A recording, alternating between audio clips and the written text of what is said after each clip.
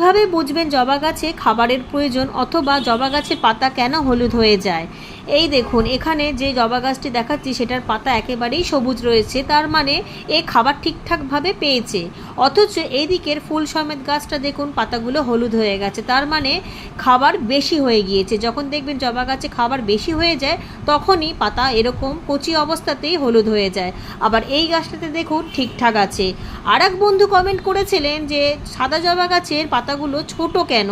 আরে বাবা, সমস্ত গাছের বৈশিষ্ট্য আলাদা রকমেরই হয়, সমস্ত গাছের পাতারও বৈশিষ্ট্য আলাদা, তাই কোনো গাছের পাতা বড় এবং কোনো গাছের পাতা ছোট, বা কোনোটা লম্বাটে কোনোটা গোল। যেই গাছের পাতা একেবারেই সবুজ আছে সেই সব গাছে খাবার দিয়ে দিয়েছি, কলার খোসা কুচিয়ে দিয়েছি।